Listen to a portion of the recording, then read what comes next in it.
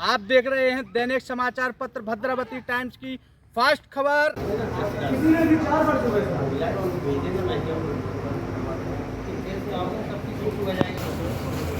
तो वहाँ पे क्या है कि पीछे को जा ऐसे हो जा देखे तो कम से कम ऐसे हो जा दो आप दो आवेदन दो।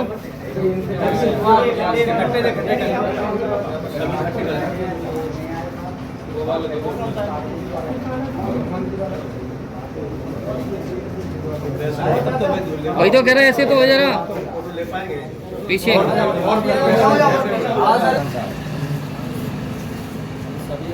से बेचारे किसान परिवारों के जिसे 2000 बीघा जमीन है, कितने किसान परिवार गुजर रहे होंगे। वो सिर्फ भूमाफियाओं को संरक्षण देने का काम कर रहे हैं। हम लोग सिर्फ आपको अवगत कराना चाह रहे हैं कि मुख्यमंत्री जी को ये भेजा जाए और जो कलेक्टर साहब इनमें अपना भूमाफियाओं को संरक्षण देने का काम कर रहे हैं, उन्हें जल्द से जल्द उन पर कार्रवाई की जाए और उन्हें निलंबित किया जाए। सब लोग तैयार है? तैयार है। सब लोग तैयार है? तैयार है।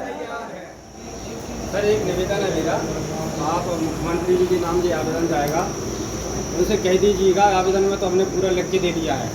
अगर आज के बाद किसी प्रकार से हमारे नेताओं का अपमान किया जाएगा तो हम पूरे प्रदेश में नहीं पूरे देश में आंदोलन करेंगे। और ये सरकार को, इस कलेक्टर को, जो तुम संविधान की कुर्सी पर बैठे हो, तुम्हें शर्म नहीं आती है? अगर हमारा कोई नेता जाता है तुम इस तरीके से बात करोगे?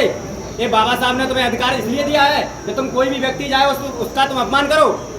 सर आपके माध्यम से मुख्यमंत्री जी के नाम ये आवेदन पहुंच जाएगा और बिल्कुल जो भी जांच हो उसमें की जाए। और कलेक्टर अगर उन पर कार्रवाई होती है जो भूमाफिया हैं, उनसे भी मैं निवेदन करता हूं कि आप निष्पक्ष जांच कीजिए। आप संविधान की कुर्सी में बैठे हो श्रीमान जी, हमें भड़काइए मत। हम गरीब लोग हैं, अगर हम अपनी पे आ गए तो इस सरकार को उखाड़ने का काम करेंगे 2028 में। याद रखना, ये चेतावनी है भीम आर्मी के एक छोटे से कार्यकर्ता की। जय भीम साथियों।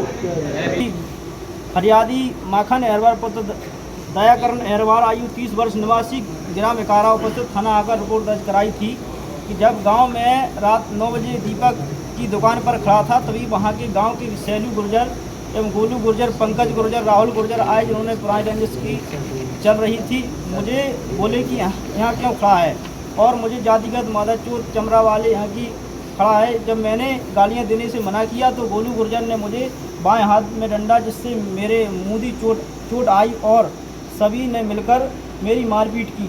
रामेंद्र अहरवार और दीपक अहरवार ने बचाया। उक्त लोगों ने जाते जाते कहा कि आज तू बच गया और आइंदा जान से ख़त्म कर देंगे। उसके बाद दोबारा दिनांक 12/5/2025 को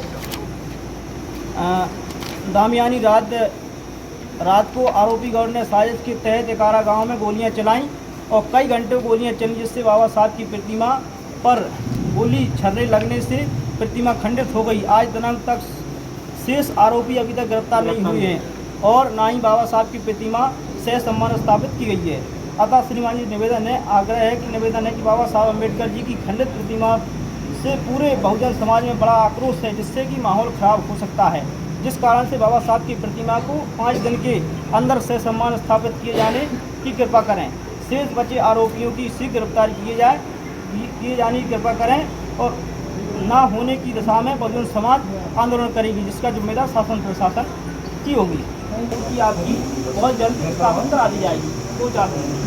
लेकिन आज इतने दिन बावजूद भी मूर्ति स्थापना नहीं कराई हुई। 1 महीने से ज़्यादा हो गया।